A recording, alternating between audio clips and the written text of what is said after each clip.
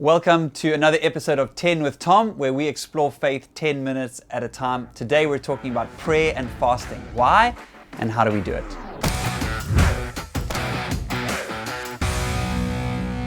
So the first thing I want to do is explain what fasting actually is, and then I'm going to give you 5 kind of practical tips or things to know about fasting.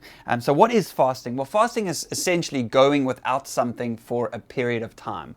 There's a lot of kind of buzz these days around. You may have heard intermittent fasting, where people will eat in like an 8-hour window and then fast for the other 16. But we're not really talking about fasting as like a dietary weight loss habit. We're talking about prayer and fasting. I remember with the whole intermittent fasting, an older guy said to me, you guys call it intermittent fasting, we just called it skipping breakfast. So, but that's not really what we're talking about. From a spiritual biblical perspective, Nathan Foster says it well. Fasting is the voluntary denial of an otherwise normal function, example eating, for the sake of intense spiritual activity.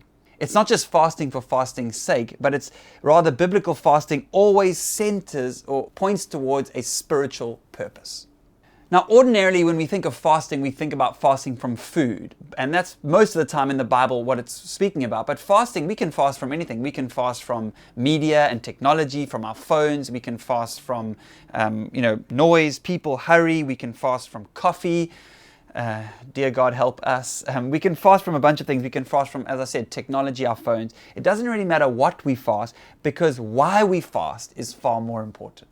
So that's where I get to my first point about fasting. And the first thing is this: fasting is not earning.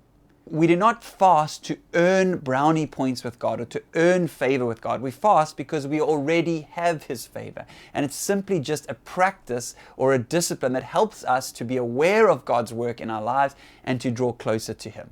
Fasting does not make you a better Christian. Just a hungrier Christian. Fasting is not, thanks Kerry for laughing there. Fasting is not a commandment, it's a practice. But let me say this.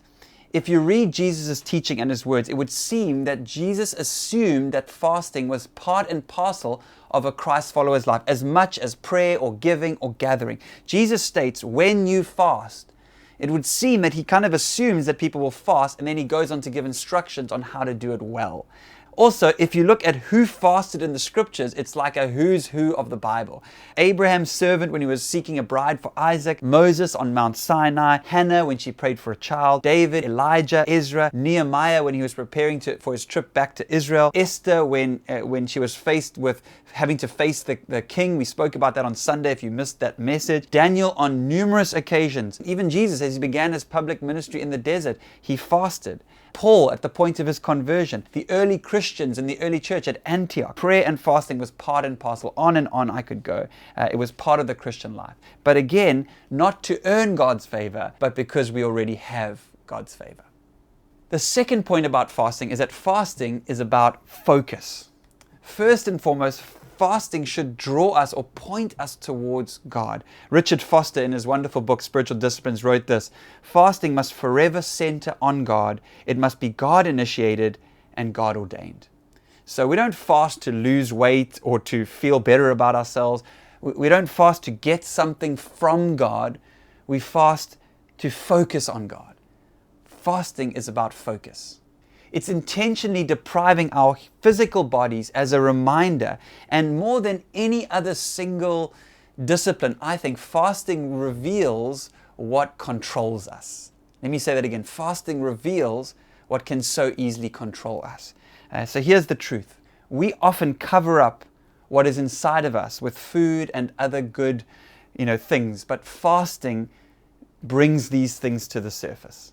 If pride controls us, it will be revealed immediately as we fast. David said in Psalm 69, I humbled my soul with fasting. Anger, bitterness, jealousy, fear, if they're in us, they are often kind of surface during fasting. And we can justify and say we're angry because we're hungry, or we're fasting, we're hangry. I get hangry a lot. But actually, the reason we're angry is because anger is within us. And fasting can bring that to the surface. Fasting reminds us, let me say that again. Fasting reveals what can so easily control us. And it reminds us that we are sustained by every word that proceeds from the mouth of God. That's in Matthew chapter 4, verse 4. Food does not sustain us. God sustains us. And Jesus said this in the desert, my food is to do the will of Him who sent me and to accomplish His work. As the theologian Dallas Willard, in his classic book, The Spirit of the Disciplines, he says this: fasting confirms our utter dependence upon God by finding Him in a source of sustenance beyond food. The third thing about fasting is not magic. It's not some magic wavy one formula that's going to fix things. Adele Cahoon writes this. She says, fasting is not a magical way to manipulate God into doing our will. It's not a way to get God to be an accomplice in our plans. Neither is fasting a spiritual way to lose weight or control others. Fasting clears us out and opens us up to intentionally seeking God's will and grace in a way that goes beyond normal habits of worship and prayer. Fasting is an opportunity to lay down an appetite for food, for media, for shopping. And this act of self-denial, I love what she says, may not seem huge. It's just a meal or a trip to the mall, but it brings us face to face with the hunger at the core of our being. Fasting is not a magic formula to fix our problems or get our prayers answered, but there is something, I think, incredibly powerful about denying ourselves and then allowing God to speak to us in our hunger, spiritually, mentally, emotional hunger, in our emptiness. And so while practically fasting is not magical, I do think its outcomes are supernatural. Number 4, fasting is for balance. It's so easy to our lives to kind of get off kilter, to just become too busy, too worried, so many things going on. And it's so easy to allow non-essential things to kind of take precedence in our lives. I'm sure you've found that. And we can quickly crave things that we don't need, and then those things enslave us in the end. So fasting helps us to keep a balanced life. Paul wrote, all things are lawful for me, but I will not be enslaved by anything. Our human cravings and our desires are like a river that tends to overflow the banks from time to time, and fasting helps to keep them in their proper channel. Paul writes, I pummel my body and subdue it. David writes, I afflicted myself with fasting. That is discipline, and discipline ultimately brings freedom. We tend to think of discipline as a limit to our freedom, like don't tell me what I can or can't do, but actually that's because we truly don't understand what freedom really is. And that brings me to my final point, point number 5 about fasting and prayer, is that fasting is for freedom. Fasting is for freedom.